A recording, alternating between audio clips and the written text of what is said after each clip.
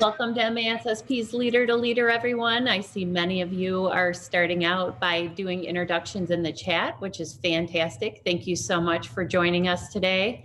Also, really great to see such a tremendous mix of educators as people are introducing themselves. Certainly a wide array. We've got many principals, assistant principals. I saw some MTSS coaches, quite a few counselors. So all of you, of course, are welcome, and we're really happy to have you with us. Please keep in mind, if you follow MASSP on Twitter, you'll always see things that we're posting. So even if you're not an MASSP member, that's a great way to keep up with things that we're doing. And MASSP has pretty much been offering Leader to Leader sessions every week, and sometimes twice a week if things are really a lot of different things going on that we think are going to be of interest to people. We do have a Leader to Leader that we will be posting. I think it's on the website now. And next week's Leader to Leader is going to be on final exams during a pandemic. We've had quite a few principals ask, like, what are people doing? You know, should we even be giving finals under the current circumstances? So next week we are going to be talking about that, and we have a really great lineup for that as well. We have three current college students who are going to talk about what final exams are looking like at the college level. And then we'll have Stephen Sneed, who is the assessment and curriculum coordinator or director at Oakland Schools, and then MASSP's Steve Stewart. So we have a really great lineup. And then we'll also have three principals whose schools have decided not to give finals this year, or at least first semester, kind of share what their rationale is and what they're doing in lieu of. So that would be a great one for all of you to join us again next week. So we're going to go ahead and get started. I see that we have a lot of people already logging in, which is fantastic. And I know we've got a ton of great information to share with you. Before we begin, I'm sure everybody at this point in time is like a Zoom expert, but just in case, if you scroll at the bottom of your screen, you're going to see that you have an opportunity to put your name and information in the chat as you have been doing. But if you want to ask an actual question today, we want you to enter that into the Q&A rather than the chat. Our rationale behind that is we're able to capture all of those, and we can also kind of share the answers to those. So if we get tight on time and our panelists have to answer those in writing, we can capture those and be able to share those with you. So please just use the chat for kind of like your hellos and informal communication. If you actually have a question, make sure you post that in the Q&A. We will be sharing both the slide deck and a recording of today's session. So after this, everyone that was registered, you'll get an email, kind of just a follow-up recap, and then you'll get a link to this. We will also post a link to the recording on our website. So if, as you're watching it today, you're thinking, oh, I wish so-and-so would have been on and listened, then you can always share it and give that to other colleagues in the future.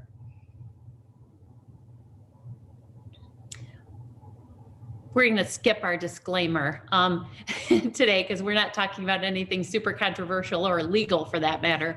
So today we have some great panelists with us. This kind of came, the idea for this came out of the fact that in many conversations that I've been having and MASSP staff members have been having with principals around the state, we kept hearing a pretty common theme, which is students need more support. How do I access the kind of support and resources I need? And one of the things that, you know, I certainly recognize is, you know, having gone through a traditional ed leadership master's and ed specialist program myself, there really wasn't a class on whole child wraparound supports and resources that you have as a principal. And so I just want to, you know, take this opportunity to invite some really special guests with us today who are experts in their field and rock stars at their schools and in the districts that they work with. And so it's really great to have with us today Betsy Kanagawa. That's it, Kanagawa.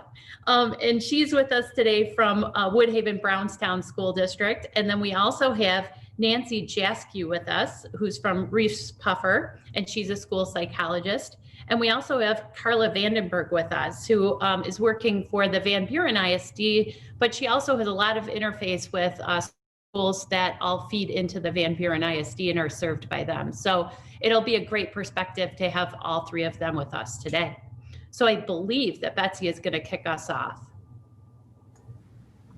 All right, good afternoon. I'm so glad to see so many people here hearing about how to access support services in regards to MTSS. And so the first thing I wanted to start with is just going back to the fact that I'm a school counselor, and I call myself a school counselor instead of a guidance counselor. And so my first slide is just reviewing what is the difference between calling my counselor a guidance counselor versus a school counselor. So the guidance counselor language is kind of outdated. To me, if I get called a guidance counselor, I kind of feel like, ooh, they don't really know what I'm doing, because that seems very vocational focused, not data driven, which is what school counseling is now. It's more status quo.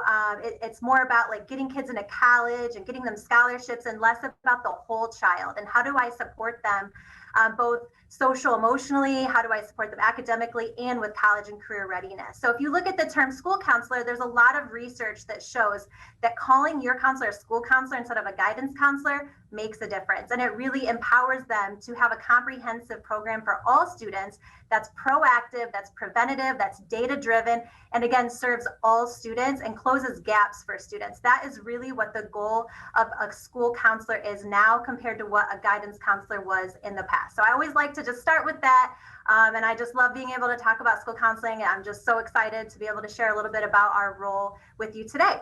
So getting into MTSS, in the school counseling world, it has kind of evolved into MTMDSS. So can you go to my next slide? Thanks. So MTMDSS is multi-tiered, multi-domain systems of support. And so a school counselor is uniquely trained to not only work with students for college and career readiness, but also to look at academic supports and social emotional learning and making sure that we're taking care of our mental health of our students. And so we have multiple domains that we're trained in. So school counselors program should be comprehensive in nature, in that we're focusing on all three of these domains. And so all of these can feed into our MTSS process. If we think about social emotional needs, that we might get some data from our PBIS program and looking at office discipline referrals, which students are maybe struggling with certain behavior. If we look at our academic tier, we may look at the credits that students are earning, their GPA. We might look at attendance. College and career readiness, we might look at the number of college applications, how many scholarships they're applying for. Do they have an EDP that's comprehensive, and make sure that they're thinking about who they are as a person, who am I, and how does that apply to what I do in the future. And so school counselors usually spend most of their time in tier 1 supports. And so that might look like a comprehensive instruction in your classrooms. We spend a lot of time doing lessons in classrooms that in all three of these domains. And a lot of what we're doing is trying to even infuse social emotional learning into our college and career readiness and into our academic support. So for example, we did a lesson on stress and anxiety, which falls under the social emotional tier, but we also talked about the fact that we're going to spend a lot of our lives working and being stressed out with work. So what are some careers that have high levels of stress associated with them? And how can I make sure that I know how to have a healthy way to manage my stress and anxiety now so that serves me in the future?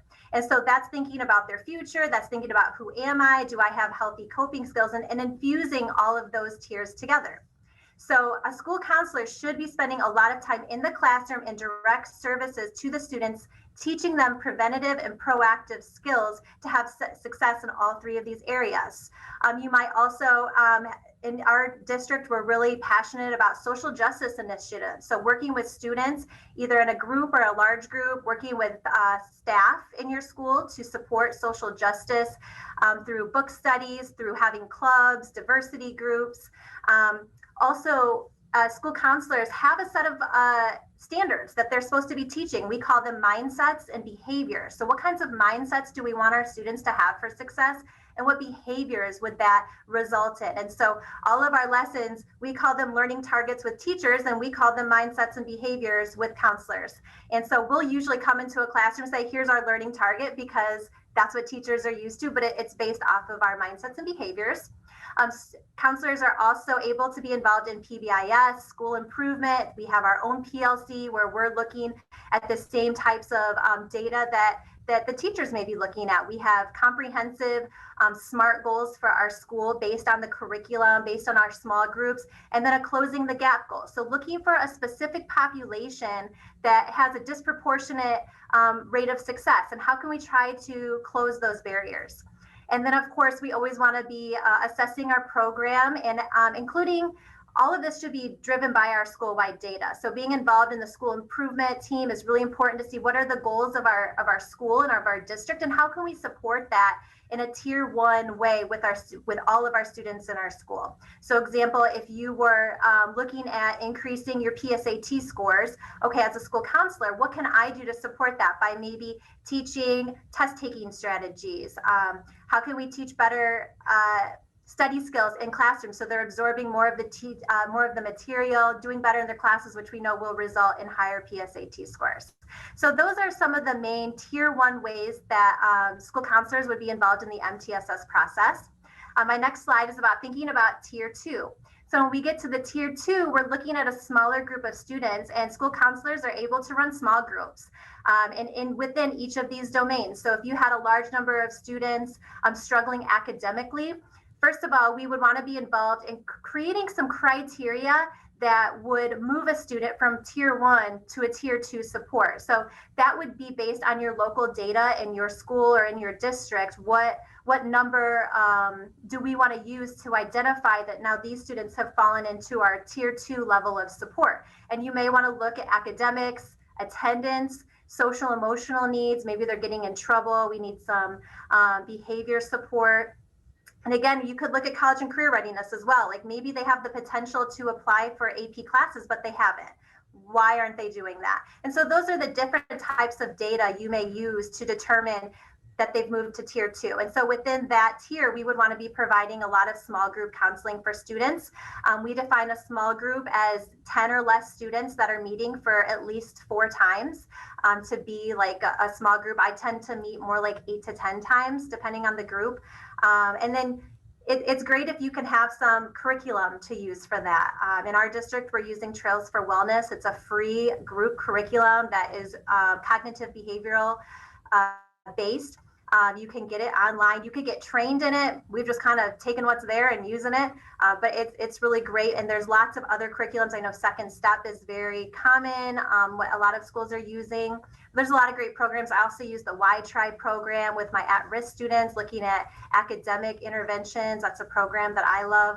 And then looking at, once we have the students in those tiers, what is the data we need to look at? So assessing the mindsets and behaviors again. Any group, we want to ask some questions at the beginning and ask those questions at the end to look for the success of that group. And that's something you can share at your MTSS meeting. In our district, we get together monthly to look at the students and which tier are they in and what supports are we providing.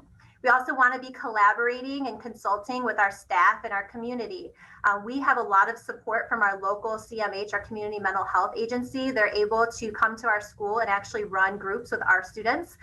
We set those up, but they're able to provide those services here because this year, everything being a little different, they're providing virtual groups. They've also offered virtual teacher support groups. We're trying to start virtual parent support groups. So thinking about the needs of our school being a little bit different this year and a little more intense. I feel like some of our tiers that used to be 1% to 5% seem to be a little bit larger, maybe a lot larger. So collaborating with your community resources, see who can we get to come into our school and provide additional support outside of what the school counselor, the social worker, the school psych, and our teachers are able to provide. Also looking at restorative practices, especially when we're looking at our social emotional tier, thinking about those behavior referrals, what kinds of restorative practices can we provide for our students to keep them in school and teach them skills that will help make them make better choices in the future. So then, as far as the school counselor with the tier 3, we really want to focus that tier on referring in crisis situations. For us, that looks like CPS calls, crisis screening, sending students for crisis screenings, getting them counseling outside of the school. A school counselor can provide some brief solution-focused counseling for some individual students, but again, on a short-term basis. We really want to be spending 80% of our time in those responsive services. And so by providing those tier 1 supports, being really strong in that area, hopefully we have less kids in that tier 3 category, because again, that should just be 1 to 5% of our students. This may also look like supporting the school social worker, the school psych, and developing behavior plans, maybe a attendance plan for students that are chronically truant, academic concerns for students that are chronically failing, maybe at risk of not graduating, and having some more specific planning for those students. That would be the role of the counselor in the tier 3. And then on my next slide, thank you. So thinking about the pandemic has given us some additional data to look at, and with the implementation of mental health screenings for all students across many districts as recommended by the Return to Learn plan, that's been another layer that we've been able to implement in our MTSS process, is looking at which students were identified as high risk from that mental health screening. How can we get them involved in some small groups, reassess them at the end of the group, and hope that, that they've been able to move down a tier. And if not, if they're still moving into that tier 3 category, getting them connected to someone in the community to follow up with them. Some schools have been doing universal screeners long before it was required, which is great, but I know all of us have always been afraid, like, can we manage the number of students that are going to pop up from this? But I feel like this year was a great time. We knew students were going to be struggling. Let's just find out who they are, come up with a plan, and just support them the best that we can. I think also additional staff support and additional parent support has been really important this year. We just offered a parent seminar on stress and anxiety, so that our parents could get some extra help. How do I know when this is what's normal for a pandemic or normal for a teenager? And when is it something that I need to get the support of a clinician outside of school involved with my child? That's really important for them. And we're looking at other topics we can provide for them in a similar format. We're all kind of zoomed out, but at the same time, it's a great tool for connecting with parents who may not otherwise come to your building. They may not have the time or the resources to leave their family to come into the school. So it's a great way to leverage that for all the positive reasons that you can. And then additionally, like I said, we have some teacher support groups through our community mental health. They're able to offer that. I feel like the role of the school counselor, that's not something that you usually want to do with that dual relationship with your own teachers. So finding other people who, though, can provide that support. And then just looking at new sources of data. So we've been keeping track. Who are the students that we can't get in contact with? That's another layer. So we kept track of all of that in the spring so that we could hit the ground running with those students first thing this first semester. How can we get them connected back to school? How can we make sure that they have what they need if we go virtual again and they did nothing in the spring? We want to make sure they have the knowledge and the tools that they need to be successful moving forward. So that was, I know I didn't have a ton of time. That was everything I could think of was most important in a nutshell. So if you have any questions, I'm happy to answer whatever I can. So Betsy, I have a couple for you. You talked about the importance of the mental health screening for students. What's the frequency at your school? Is that something that the students are doing daily, weekly? How often is that? So we did a formal mental health screening before school started, and then we've done a weekly check-in moving forward. I know in my building it's weekly. I think secondary across the board it's weekly. At the elementary it seems to be daily, and I only know that because my daughter's at the elementary and she has a daily check-in. And that has been kind of difficult, though, just to get kids to fill that out. How do we get 100% of our kids to check in, and can we help them if they all do? Do we have the resources? And so right now it's been manageable for our building, but that's something we're always looking for more ways to get the kids to check in with us. So we're utilizing our staff as well. Can they check in with the kids? We've also started offering mini lessons. Instead of taking over the classroom for the whole day, can we pop in for 5 minutes, do a mindful minute, do a little brain break in the middle of the class, just to have a chance to see their faces, get a read on how people are doing, have them see us, remember, hey, like, here, I'm friendly, I'll help you if you need anything.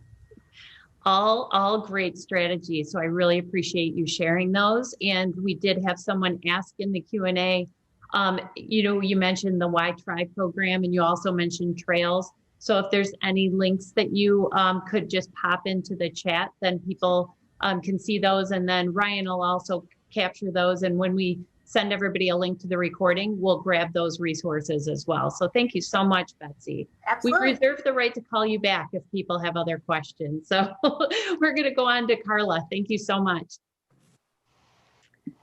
Thank you. Hi, everybody.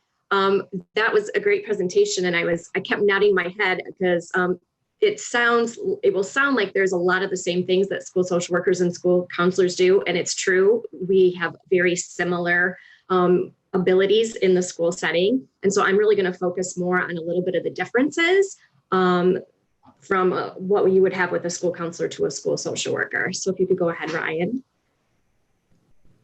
So I think the biggest thing is school social workers are master's level social workers who have a clinical mental health training. And so when we come out of school, we have all of those mental health components. We are able to do therapy. We are able to provide diagnostic work out in a mental health clinical setting. And so that is our core background. And on top of that, we have additional coursework and internship that is specifically required for school social work. And that would include classes on school law, special ed law, systems theory, and assessment in special education. And a lot of us also have to do extra coursework, extra internship hours on top of the normal masters.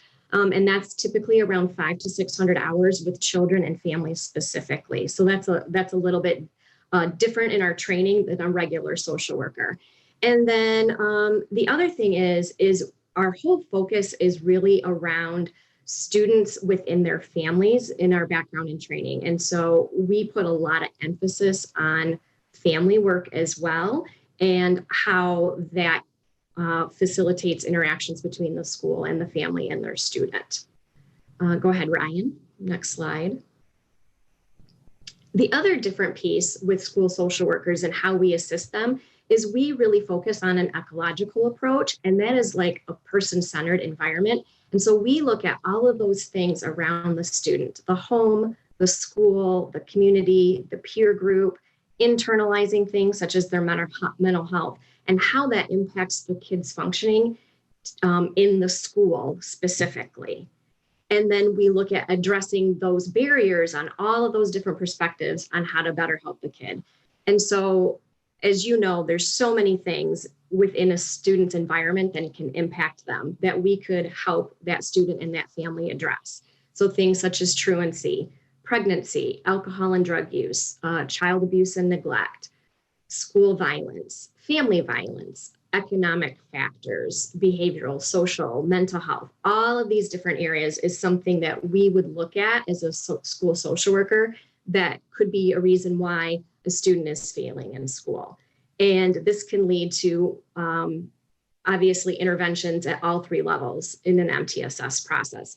The other thing I want to talk about is most school social workers are typically special education or a combination of special ed and gen ed.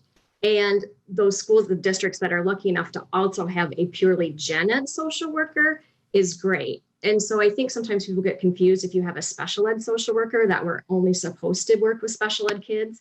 And yes, primarily that's true, but we can work at all levels of MTSS, even though we're only designated as a special ed social worker, because our training is similar and to all of these other aspects of social work. So we can spend a portion of our time outside of that special ed world when we're looking at tier 1 and tier 2 supports. Next slide, please, Ryan. Another big thing that we do specifically is a lot of our focus is on building that relationship with the parents and helping with that parent support and helping them to communicate and collaborate more with the school and learn how to be proactive advocates for their students and understand all of those different systems. We also can help teachers and staff in understanding students' cultural and family factors that are impacting that student and how they can work differently with the student based on those different needs that are arising in their family status. We can also help with implementing and drafting prevention programs and policies in the school that lead to school climate and school culture initiatives that we know definitely impact student mental health over time. And so that could be RTI, MTSS, PBS, and even special ed compliance systems level work. And then ultimately, we also serve as links between that home and community. And we try and work with those different agencies. Especially important is when a student has maybe been out of school because of some kind of a detention or a mental health hospitalization. We can work with those systems and the school to reintegrate that student back into the school setting once they've had some type of school absence for those reasons. That is especially difficult when students have been absent for those reasons. So we have the ability to interface with those systems and help with that process back into school. And go ahead, Ryan, the next system. And this is just a slide. Obviously, we all know this. I just wanted to show you, though, that mental health is a huge concern. And I think one of the surprising benefits of the pandemic, like Betsy said, is this social emotionally and this mental health screening. We know it's been a problem. And I don't know that any of us have been well prepared or equipped to address that systemically in the schools. But just to let you know, prior to the pandemic, statistics said that 18 to 20% of our students had a significant enough of a mental health concern that it impacted their functioning, but only 1 in 5 of those students were actually getting the help that they needed. And so I'm really glad that we are having this session, and I can work with my colleagues here to talk about how we can all work together to address this post-pandemic, because I know for a fact those numbers are significantly higher at this point in time. And next slide, Ryan. And so where does that social emotional learning fit in? And really it fits into the overall thing. It's MTSS plus PBIS plus social emotional learning in our classrooms with good curriculum equates to overall mental health. And when our students have good mental health, obviously they do better academically. And school personnel are really the best people to provide all of these services because we understand the school system because of our background and training. It's great that people from mental health and private agencies can come in and support our students. We need them. We need their help to provide that support, but we are uniquely trained to understand school systems and those educational impacts and outcomes.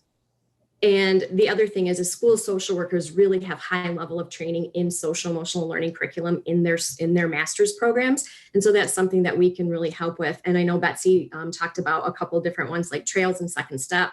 Another good one that a lot of social workers are being trained on is the Michigan Model for Health, which is a K through 12 comprehensive evidence-based program that deals with social emotional learning, mental health, substance abuse, all of those things that can be built upon grade level by grade level. Next slide. So some of the things that school social workers can do at the tier 1 level are similar to counselors, but we can help with those universal screenings for emotional and mental health issues and behaviors. We can definitely help to infuse that social emotional learning into the classroom curriculum. We can help teach, we can co-teach those curriculums, we can lead those teaching and train teachers how to do that social emotional curriculum. I know that's not something that teachers are trained for and prepped for, and we can definitely assist the teachers in the classroom. We can help to really train and provide professional development to the staff related to mental health concerns, identification of mental health concerns, what to do when they see these signs and symptoms in a student. A lot of us are trained in what's called mental health first aid, and that's a layperson's introduction to mental health education. We can help with school-wide positive behavioral interventions, and we can do a lot of preventative programming. So we can do bullying prevention programs and violence prevention programs, alternatives to suspension like the restorative practices. We can help with risk assessments. We know that that has increased exponentially, that we are now having to do a lot more risk and threat assessments with students at this time. A lot of us are also trained in critical incident response training. I run and coordinate a countywide team so that if there is some kind of a critical incident in a school district, we can come in and do that crisis response and recovery, but we can also train school staff to do that. And then overall crisis prevention. And the next slide. Tier 2, again, are those targeted interventions where we would start doing those individual and small group counseling sessions where we can start working on mental health issues like anxiety, depression, and school avoidance, those types of issues. We can absolutely consult and help to monitor and develop behavioral intervention plans for students, more crisis intervention. So that would involve more of the suicide risk or the self-harming interventions that students start to exhibit with mental health concerns. And then again, identifying those community resources and referrals.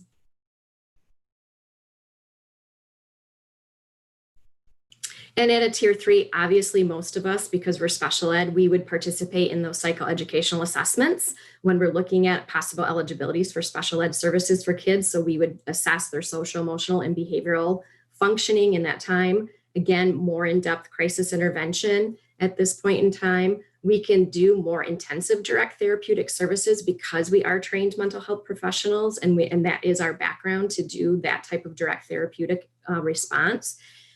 Collaborating again between school professionals and those outside agencies and making sure that we are helping those families get the support that they need outside of school to support their student, which is so critical to their success. And again, just that response and recovery to any crisis that a school may have. So, and that was just a little overview again of some differences of what school social workers can do in your process. Holy cow, Carla. I now want to have a redo as a principal because after what I've heard Betsy and Carla share so far, I'm a little bit more enlightened about kind of like the training differences and about some of those nuances. So one of the things that kind of came to mind when you were speaking, Carla, and also, like I said, drawing a little bit on my past experiences, many of the students that would see our school social worker were special education and had that written into, their IEP. And so Yes. we would have a student who is in crisis who we would love to have work with that social worker. And because they're not special education, we weren't, able to really make that work. So can you kind of talk about like, how do you navigate around that or how do you work within those confines? Sure. And I think part of that is reframing. I can tell you that, back in the day when I started a couple of decades ago, my caseload was in the hundreds and it was all IEP driven. And over time, I was lucky enough to stay in the same school district for a very long time and build rapport and relationship, and to help my school see that, yes, I can carry this caseload of 100 kids and see them twice a month for 30 minutes, or I could see 500 kids potentially if we shifted our focus into more of an MTSS model.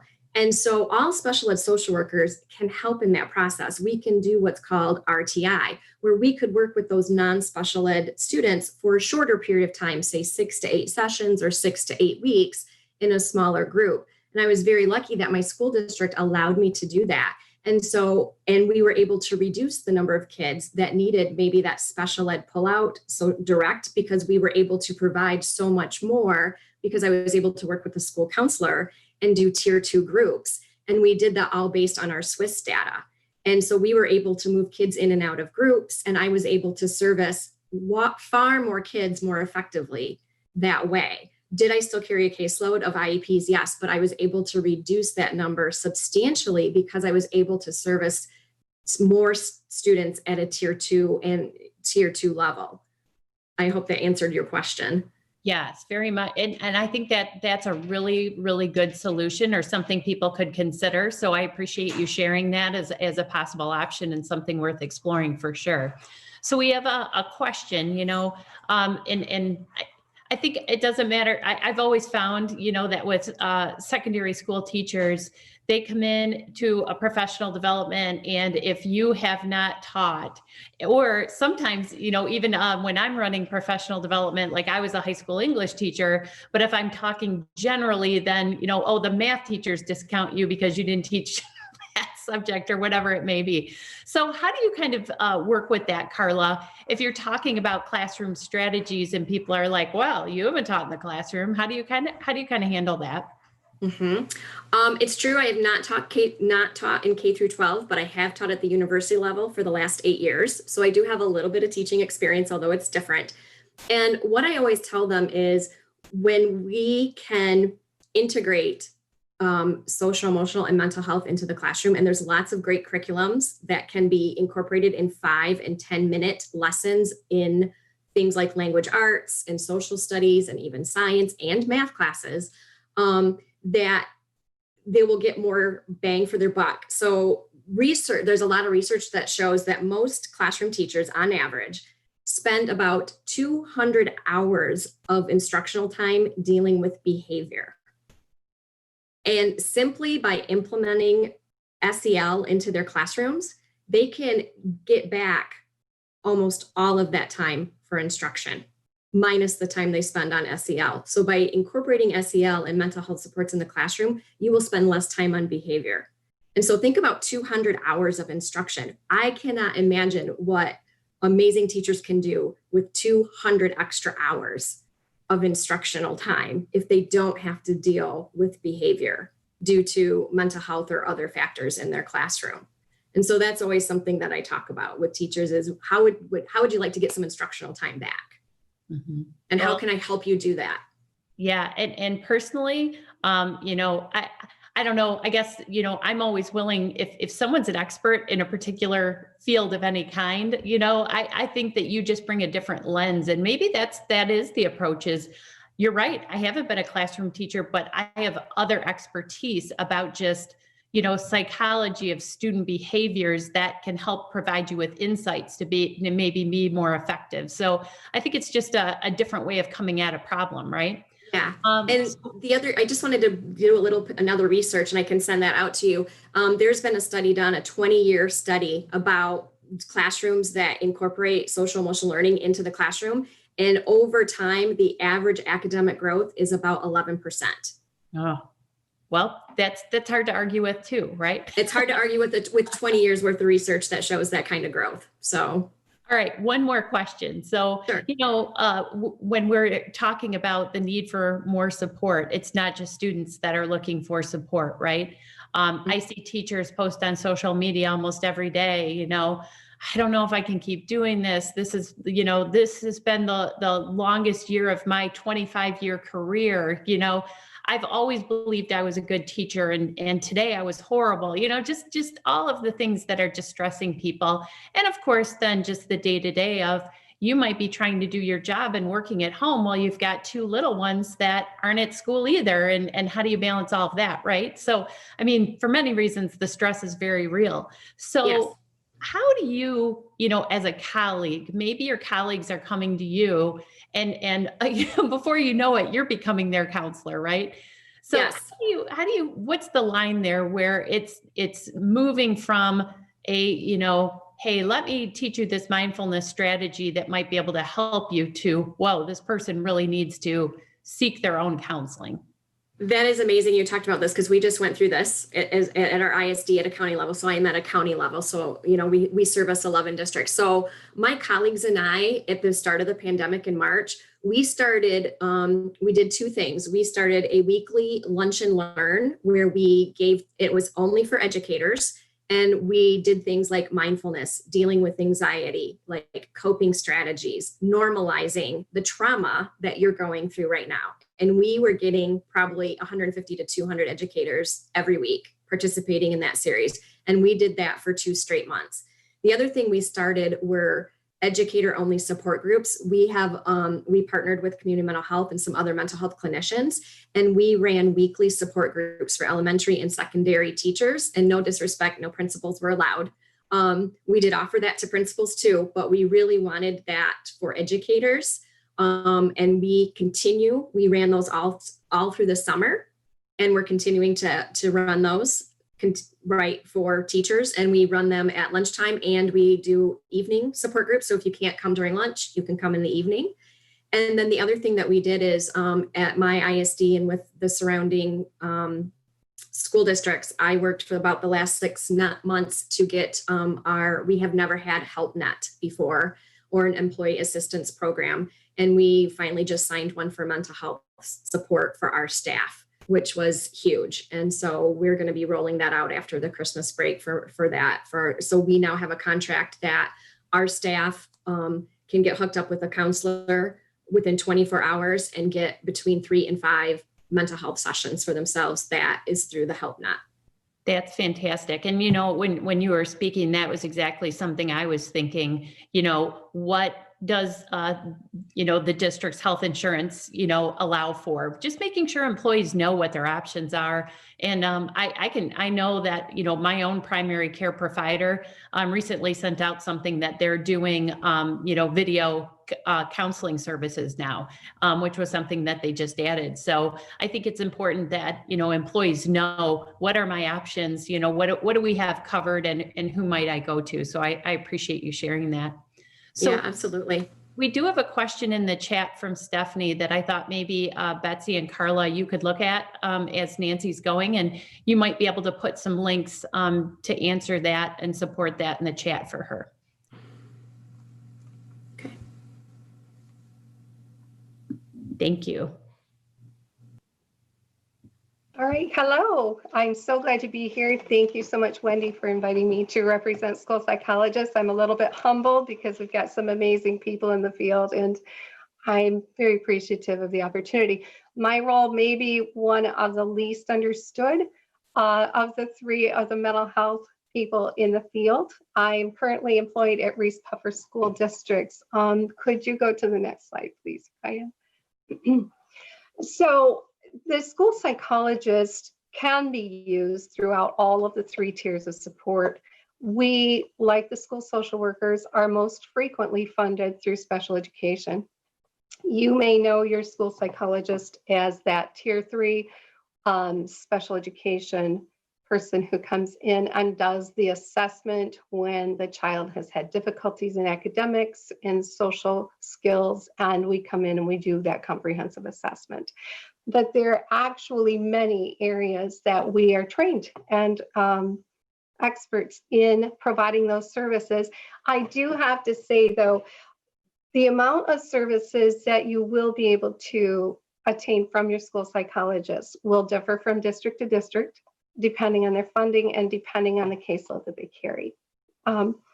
But some of the things that we are trained to do, database decision-making, that's probably one of the areas that I'm most frequently tapped for.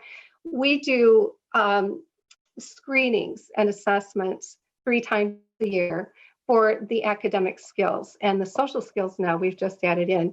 But we look to see how those children are doing in reading and math to provide some formative assessment information to the classroom teachers, and look overall at the health of our district academically and the health of each of our classrooms to learn what can we do to bolster the skills that they're developing along the way. So those database decision makings, we can bring a lot to the table in terms of understanding what do those percentiles mean? Why is the standard score staying the same, but we're saying they're less effective or more effective? What are those differences that we can be making? The consultation and collaboration across the district is huge. We provide consultation with curriculum directors when we're helping them to look at an English language arts program or perhaps a mathematics program. We can help them look at the component parts that make up that program and lend some support, not only in perhaps the selection of it, but also in support of those classroom teachers when they're using it and putting it into use with those students. Academic intervention and instructional supports. This is a place that I love the best. When you find that child that's not responding to that general education curriculum, to be able to go in and break down where is it that that child is having the difficulties, say, in reading? Where is it that they're having problems connecting to that curriculum? What are the parts that are broken down that we can come in and prevent that child from going further and further into that academic hole? and hopefully alleviate that need to go to a tier 2 or a tier 3 support for them. Mental health and behavioral health services. In my current role, I do more of progressive muscle relaxation.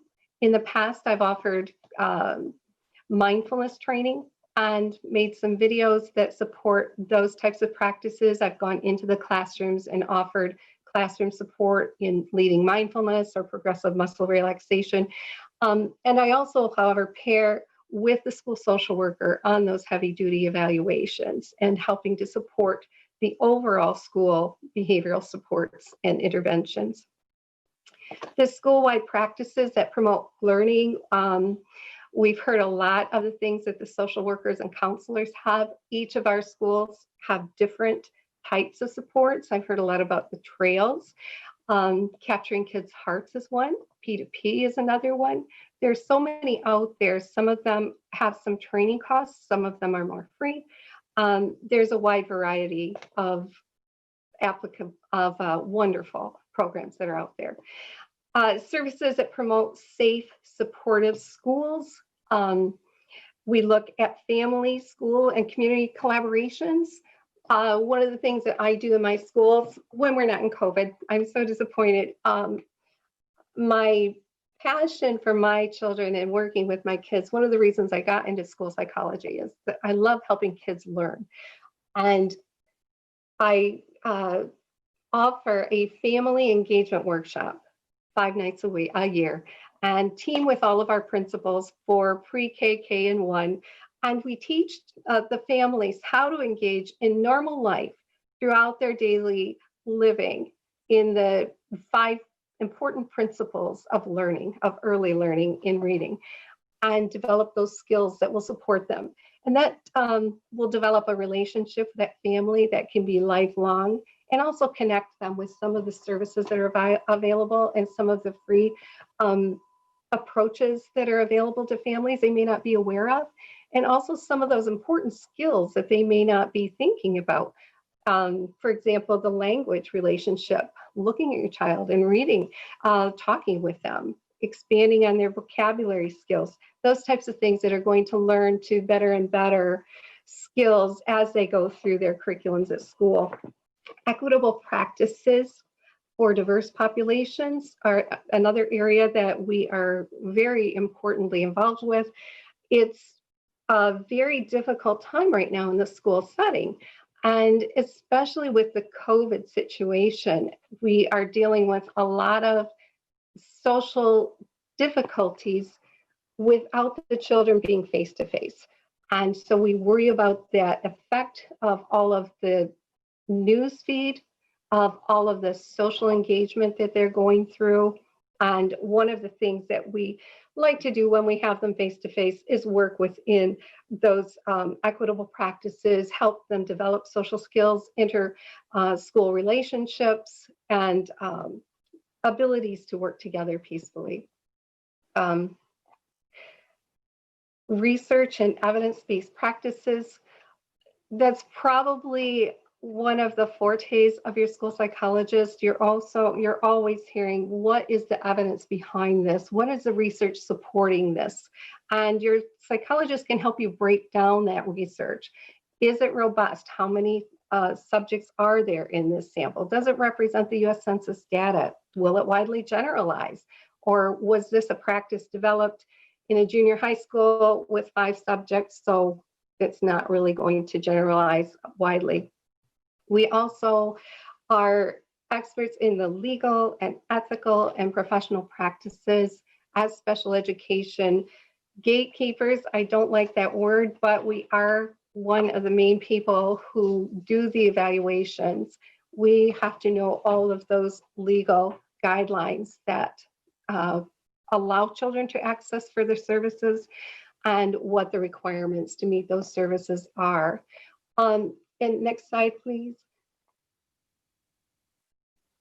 Thank you. So tier 1, we participate in designing and implementing those core academics And behavioral curricula, like I said, it's going to differ from district to district. Some of your school psychologists are going to be more involved with the behavioral aspect. Some are going to be more involved with the academic aspect. But they're all experts in helping you implement and design those core curricula. It's going to more depend on how much time you're able to access them. They're able to lead the teams in designing and implementing those school-wide interventions and universal screenings. Sometimes principals are hearing things that seem foreign to them, like what is a screening measure? What's a percentile rank? What's that mean to me?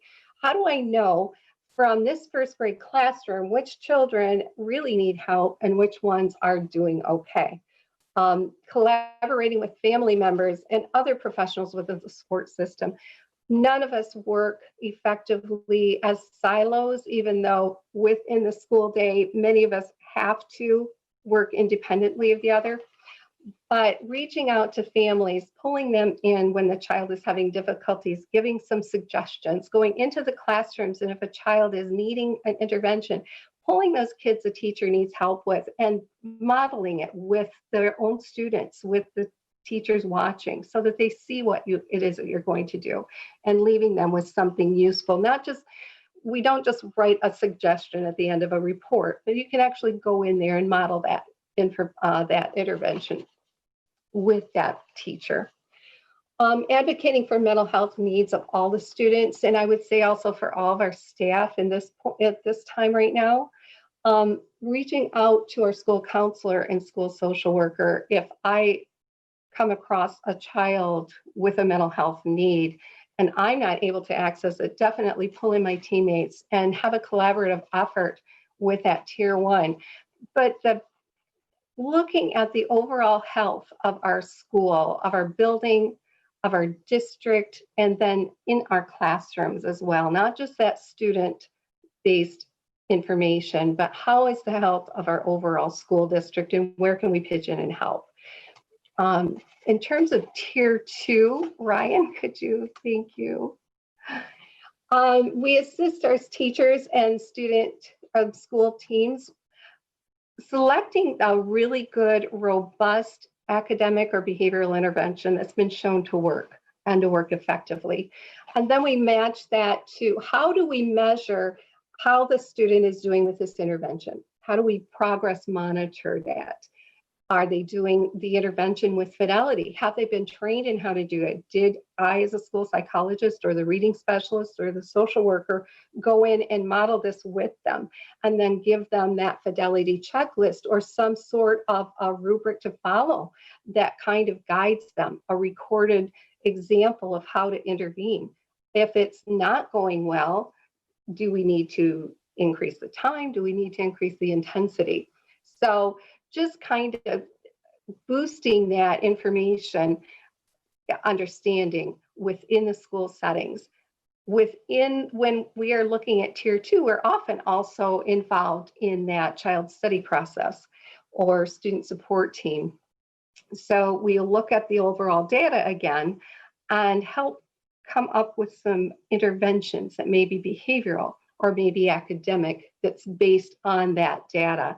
And then we consult with the teachers, we consult with the other staff members, we pull in the Title I reading teachers or the reading coaches, reading specialists, behavioral specialists, whomever we can get to help out with helping those students start to make the adequate progress. So sometimes we're able to be that interventionist, more often we're part of that change agent to pull in other people. Leading small group interventions, those are the fun parts of the school psychologist's day, not the testing, but leading the interventions that support in the students' social skills or in their academic skills and helping them to reach greater and greater skill levels and hopefully prevent a future referral for special education. And then number three, tier three. Participate in those functional, behavioral, and academic assessments, definitely looking at all of the screening information, helping to assist teams in selecting the correct interventions to use, looking at the systems that are influencing all of those students as we go through? Is it a positive culture? Are there some difficulties going on in that family's home? Are there difficulties within our own curriculum that need to be addressed? Providing individual counseling and therapy for students when needed. This is something that personally I do not have time for. There are psychologists that do, there are others that don't, but this is something that we are trained to do. And then collaborating with teachers and school teams as a part of that frequent review and interpretation once they're getting those intensive interventions and supports. Speaking from a more personal level in terms of my own involvement in my current and previous districts, when I was at Portage Public Schools, I was able to take a reading problem in the 6th, 7th, and 8th grade and address it based on our data. We were using Ames Web at the time, and develop a program that was what we call a standard protocol that looked at their different levels or different areas of reading and what levels they were at. And then we bolstered Tier 1 through resources available and some trainings. And then we provided Tier 2 supports with a prescriptive program, where if a child had difficulties in these areas, they would go into this prescriptive program. And then we monitored their progress, provided that daily intervention, and weekly progress monitored their support. That program was very effective, and the children actually got up to grade level within it. So that was one of a very rewarding set of opportunities that I was given. In my current role, I work with the principals at the Tier 1 level. I evaluate the data that comes in after the screenings. I look at the reading data in particular, at the math data. I consult on the mental health committee. And then when it comes time to do the interventions, I'm able to take the teachers or take the support people and do the trainings that will provide the students the direct interventions. I'm not able to, in my current capacity, actually do those interventions, but I can provide the training and kind of spread the wealth and then help them to learn how to do those interventions on their own. When our pandemic came about, one of the more helpful things from our feedback has been developing that newsletter, taking some of the things that we're good at, consulting with the social workers and counselors, and going out into the field and bringing in really good resources and sending out a newsletter to parents and staff that would help them through that pandemic. The next slide just talks a little bit about we don't operate in isolation. The school counselors, the school psychologists, and the school social workers are all part of a very important team. We also have behavior interventionists in there. And I believe our true strength is when you have the three professional fields at the table to be able to consult and to be able to support our principals and our teachers and our students and our parents. Not one of us would work as well in isolation. And there may be shortages of some of our professions in our school buildings compared to others. So we were recognized by the General Education Leadership Network as important stakeholders to support this project during the COVID situation. And I would suggest here on as well to provide that teaming support. On the next slide is actually a link to a statewide collaborative that we all participated in, the Michigan Return to School Mental Health Toolkit. As you can see, all of these organizations in the bottom were involved in it. And these are mental health resources that are available to educators, to parents, to administrators, students. And it's just a wonderful site that you can access through that link. It gives you a lot of information to work from.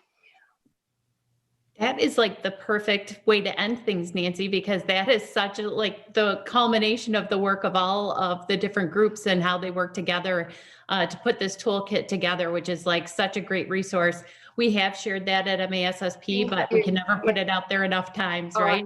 I know. And the best experiences that we have are when we have a child that we are able to work collectively with. Yes. and provide that help too. So On the previous slide that you had, Yeah. I personally never seen that graphic before, but I think that's just really is that like, helpful? yeah, it really Yeah. is, just in terms of that, kind of who should be at the table and thinking know. about, the role of each one. So I thought that was really helpful too. I appreciate you sharing that. Thank you. Yeah, I Yeah. always try to plug the school psychologists because so many times we are relegated to testing and Right. And this is all three of you have shed some light on different aspects of your role and your job. And I think that that's just really helpful information. So I Thank you. appreciate all of you being with us today. As mentioned, we are recording this. Everybody that signed up for the webinar will get a link to the recording and also to any of the resources that were shared. I'm sure Ryan was kind of grabbing those for us. I did want to put in just one final plug for our webinar next week. We will be having a Leader to Leader next week, and it will be on final exams in the pandemic. And some of you might be just like, oh yeah, we always give finals. Well, should we be this year? Maybe is kind of the thinking. So we have a great panel for next week as well. And as usual, it's at 1 o'clock, but next week, I believe we're on Wednesday. So you can go to the MASSP event page to register for that. We welcome all educators to attend our webinars, not just MASSP members. So if any of you that are on today are interested in that topic as well, we'd be happy to have you join us. So thank you again, Betsy, Nancy, and Carla. You were fantastic. You totally delivered on what we were hoping to get today and have a better understanding of how each of these different roles really can support children and staff. And another thing that all three of you mentioned that I thought was so critical was the support that you're providing for families, and then that's another critical piece right now. So thank you all so much. We really appreciate you. Thanks everyone for joining us. We appreciate you taking the time to be part of MASSP. Have a great rest of your day.